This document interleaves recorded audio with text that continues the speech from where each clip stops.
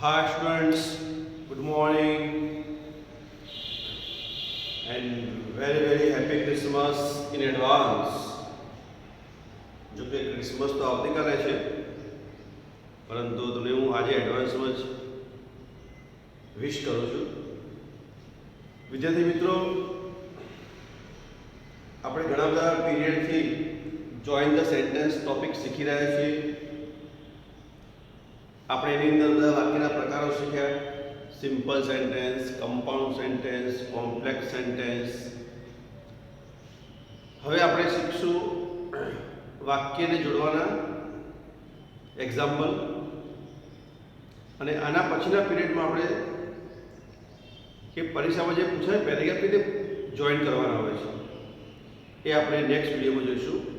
આજે આપણે થોડા એક્ઝામ્પલ લઈએ જે બહુ સિમ્પલ છે. તો મિત્રો, જોઈન ધ સેન્ટેન્સની અંદર અગત્યની કોઈ વાત હોય તો બે બાબતો અગત્યની છે. એક, વાક્યનો અર્થ સમજવો, અને બે નંબરની વાત કે એ વાક્યને જોડવા, વાક્યના અર્થ પ્રમાણે જોડવા યોગ્ય સંયોજકો લેવા, યોગ્ય કંજક્શન પસંદ કરવું. કંજક્શન એટલે શું? બે વાક્યને જોડવા માટે વપરાતો શબ્દ, એટલે કે and, but, because, why, who, they are all conjunctions. તો અગત્યનું શું છે? વાક્યનો અર્થ સમજવો અને વાક્યના અર્થ મુજબ યોગ્ય સંયોજક પસંદ કરવું. તો આપણે જોઈએ, એક્ઝામ્પલ જોઈએ એટલે તમને ખ્યાલ આવશે. બીજું મિત્ર, વાક્યને જોડતી વખતે એક જ વાક્યને અલગ અલગ રીતે જોડી શકો છો. You can join the sentence in a different ways, but meaning should not be changed. તમે વાક્યને અલગ અલગ રીતે જોડી શકો છો, પરંતુ એ વાક્યનો અર્થ બદલાવો જોઈએ નહીં.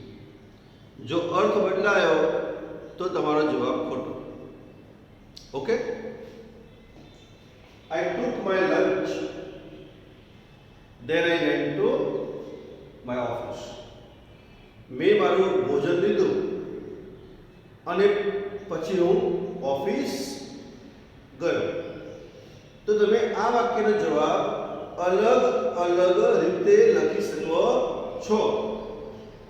એક જવાબ: I took my lunch and went to my office. મેં મારું ભોજન લીધું અને હું ઓફિસ ગયો. અહીંયા આઈ નીકળી જશે, કેમ? અહીંયા આઈ છે જ. And vent. તમે આનો જવાબ આવો પણ લખી શકો છો: having taken my lunch. Having taken my lunch, I went to my office. Okay? અથવા આવું પણ લખી શકો: after taking my lunch. After taking my lunch, I went to my office. તો તમે એન્ડ મૂકી શકો છો, તમે આફ્ટરથી પણ વાક્ય જોડી શકો છો, અને તમે હેવિંગથી પણ વાક્ય જોડી શકો છો. Sentence number 2. I saw some children. મેં કેટલાક બાળકોને જોયા. They were dancing in the class. બાળકો વર્ગની અંદર ડાન્સ કરી રહ્યા હતા. તો આ વાક્યનો જવાબ એક આમ લખી શકાય: I saw some children dancing in the class. આને કહેવાય પ્રેઝન્ટ પાર્ટિસિપલ થી વાક્ય જોડવું કહેવાય.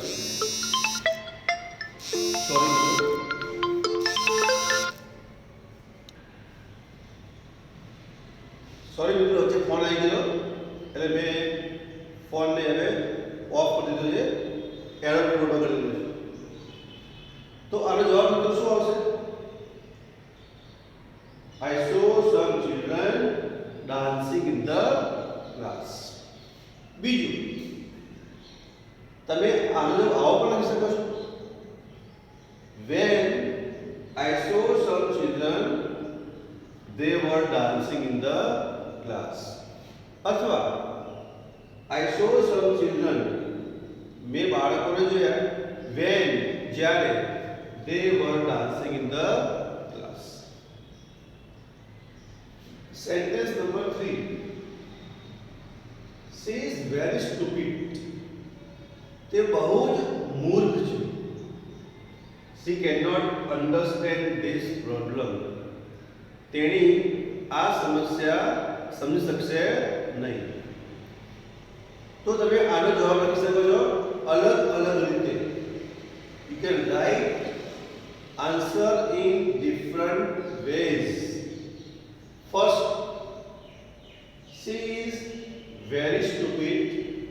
So means તેથી અથવા therefore she cannot understand this problem. Okay, this can be your first answer. Second, અહીંયા વાત છે, શાની વાત છે? વાત છે રિઝલ્ટની વાત છે, પરિણામની છે. પરિણામ માટે શું વપરાય? So therefore, so that. She is so stupid that she cannot understand this problem. તમે so that મૂકી શકો છો. So stupid that. અને તમે જવાબ આમ પણ લખી શકો છો. She is too stupid. T-double-O. She is too stupid to understand this problem. So she cannot be here. Okay? Mr. Joshi is a good doctor. He is my uncle. He works honestly. તો શું થાય? Mister Joshi જે કોણ છે? એક સારા doctor છે, જે મારા અંકલ છે. તો શું કરવાનું? મિસ્ટર જોશી પછી અલ્પવિરામ કરવાનું, comma. My uncle, mister Joshi my uncle, પછી કોમા કરવાનું, અલ્પવિરામ. is a good doctor. Miss Joshi, comma, my uncle, comma, is a good doctor who works honestly. જે honestly કાર્ય કરે છે. તો હું જવાબ ફરીથી બોલું છું. Mister Joshi, my uncle is a good doctor who works honestly. પાંચમું વાક્ય, I gave her 10 rupees. મેં તેણીને 10 રૂપિયા આપ્યા. She wanted to buy a notebook. તેણી નોટબુક બાય કરવા માંગતી હતી. બાય મીન્સ ખરીદવું. તો આનો જવાબ શું થાય? I gave her 10 rupees because she wanted to buy a notebook. આ એકદમ સિમ્પલ જવાબ થયો. પણ મિત્રો તમે ધોરણ 11 માં છો, ધોરણ 12 માં છો, તો તમારા જવાબ ધોરણ 11 અને 12 પ્રમાણે હોવા જોઈએ. બીકોઝ એ જવાબ ધોરણ 8 અને 9 પ્રમાણે છે. ઓકે, તો તમારો જવાબ પણ ડિફરન્ટ હોવો જોઈએ તમારા લેવલ પ્રમાણે. બીકોઝ આપણો જવાબ ઓકે છે, પણ તમારા લેવલથી ઉપર છે, નીચે છે. તો શું થાય? I gave her 10 rupees to buy a notebook. Direction લખવાનું to buy a notebook. મેં તેણીને નોટબુક ખરીદવા 10 રૂપિયા આપ્યા. ઓકે, તમે આમ પણ લખી શકો. I gave her 10 rupees for buying a notebook with a view to buying a notebook. Okay, તો મિત્રો આપણે આ પાંચ વાક્ય જોયા. છઠ્ઠું વાક્ય જોઈએ. Vishnubhai went to Bombay. Vishnubhai Bombay ગયા. He left in the morning. તેઓ સવારમાં બોમ્બે જવા નીકળ્યા. તો શું થાય? Vishnubhai went to Bombay in the morning. શું લખવાનું? In the morning. તો મિત્રો હવે બાકીના વાક્ય છે એ હવે આપણે આગળ જોઈએ નેક્સ્ટ વિડીયોમાં.